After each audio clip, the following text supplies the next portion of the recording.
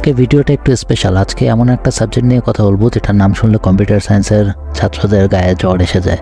জি, ঠিকই ধরেছেন। আজকে আমরা কথা বলবো ডাটা স্ট্রাকচার এবং অ্যালগরিদম নিয়ে। আজকে ভিডিওতে আমি ডাটা স্ট্রাকচার অ্যালগরিদমের সমস্ত কনফিউশন ক্লিয়ার করে দেবো। এটা কি, নন সিএসরা এটা শিখতে পারবে কিনা, এবং কেন আমাদের ডাটা স্ট্রাকচার এবং অ্যালগরিদম শিখতে হবে, কেন এটা এত গুরুত্বপূর্ণ, সে বিষয় নিয়ে ডিটেলস আলোচনা করব। শুরু করার আগে বলে দিই, আমাদের প্রোগ্রামিং সিরিজ চলতেছে। এই প্রোগ্রামিং সিরিজে অলরেডি 2024 সালে আপনার বেস্ট প্রোগ্রামিং ল্যাঙ্গুয়েজ, কীভাবে প্রোগ্রামিং ল্যাঙ্গুয়েজ শিখবেন, তার আগে কী শিখতে হবে, এই সমস্ত রোডম্যাপ আমি কভার করেছি। এছাড়া সি এবং পাইথন সহ আরও গুরুত্বপূর্ণ কিছু প্রোগ্রামিং ল্যাঙ্গুয়েজের রোডম্যাপ কভার করা হয়েছে।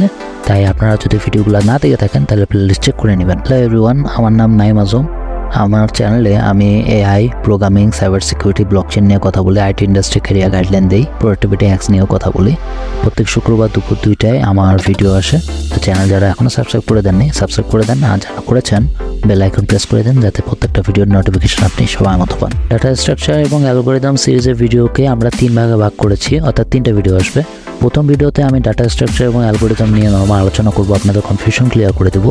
দ্বিতীয় নম্বর যে ভিডিওটা আসবে সেখানে আমি বলবো যে ডাটা স্ট্রাকচার অ্যালগরিদম শেখার আগে আপনাকে কী কী বিষয় শিখে আসা উচিত, এবং 3 নম্বর যে ভিডিওটা সেখানে আমি ডাটা স্ট্রাকচার এবং অ্যালগরিদম শেখার প্রপার একটা গাইডলাইন দিয়ে দেবো। ডাটা স্ট্রাকচার এবং অ্যালগরিদম এই দুইটা শব্দকে 2 ভাগে ভাগ করে নিলাম। একটা হচ্ছে ডেটা স্ট্রাকচার, একটা হচ্ছে অ্যালগরিদম। প্রথমে বলি ডেটা স্ট্রাকচার জিনিসটা কি। ডেটা স্ট্রাকচার হলো ডেটা অর্গানাইজ এবং স্টোর করার জন্য স্পেশালাইজড ফরম্যাট, যাতে পরবর্তীতে এই ডেটাগুলোকে আবার ফিরে পাওয়া যায় এবং বিভিন্ন কাজে ব্যবহার করা যায়। কিন্তু এই ডেটা স্ট্রাকচার বা অ্যালগরিদমটা এত গুরুত্বপূর্ণ কেন? আমরা কম্পিউটারে কিন্তু ডাটা ইনপুট দিই, 3 ধরনের কাজ করি। একটা হচ্ছে ডাটা ইনপুট নেই, একটা ডাটা প্রসেস করি, আর একটা হচ্ছে ডাটা আউটপুট নেই।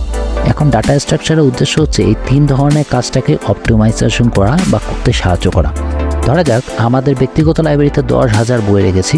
বইগুলো যদি আমি নির্দিষ্ট প্যাটার্ন বা কোনো পদ্ধতি অনুসরণ করে সেলফের মধ্যে না রাখি, তাহলে পরবর্তীতে যখন আমি একটা বই খুঁজতে যাব তখন ওটা আমি আর সহজে খুঁজে কিন্তু পাবো না।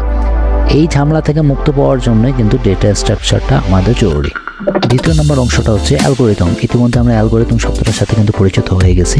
অ্যালগরিদম হলো কতগুলো অপারেশন সেট। আরও ভালোভাবে যদি বলতে যাই, একটা সমস্যাকে সবচেয়ে উৎকৃষ্ট যে পদ্ধতিতে সমাধান করা যায় তাকেই অ্যালগরিদম বলে।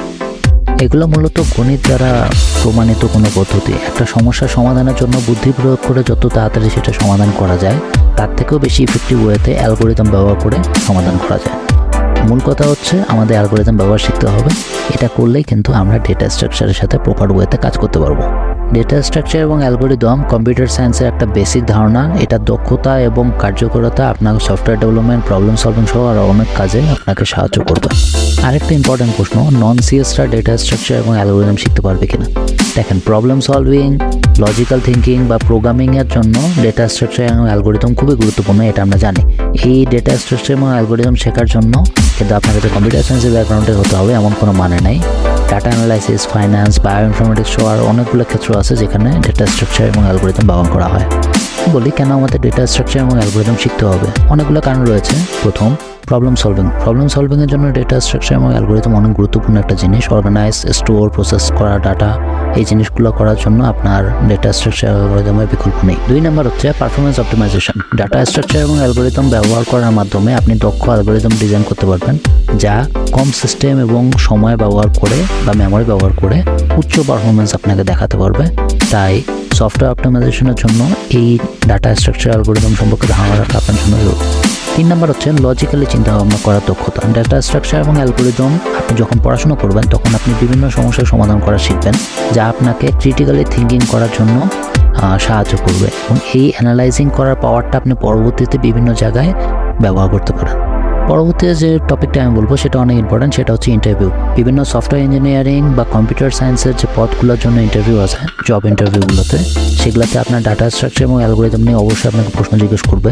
তাই এটা সম্পর্কে যদি আপনি না জানেন তাহলে আপনি কীভাবে চাকরি ইন্টারভিউ ক্র্যাক করবেন। আশা করি আপনারা ধারণা পেয়ে গেছেন কেন ডেটা স্ট্রাকচার এবং অ্যালগরিদম এত গুরুত্বপূর্ণ।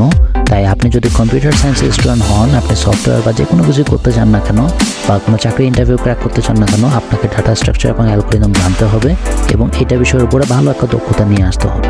তাই ডাটা স্ট্রাকচার এবং অ্যালগরিদম আপনার শেখা জরুরি, এবং এটা যদি না শেখেন তাহলে আপনি কম্পিউটার সায়েন্স রিলেটেড কোনো চাকরি পাবেন না। জাস্ট কিডিং, হ্যাঁ অবশ্যই পাবেন। হ্যাঁ, কেন পাবেন সেগুলো নিয়ে অন্য ভিডিওতে বলবো, যে উইদাউট কোডিং আপনি কীভাবে চাকরি পাবেন সেটা আলাদা ভিডিওতে আসবে। আপাতত এটুকুই। নেক্সট ভিডিওর জন্য গুড লাক।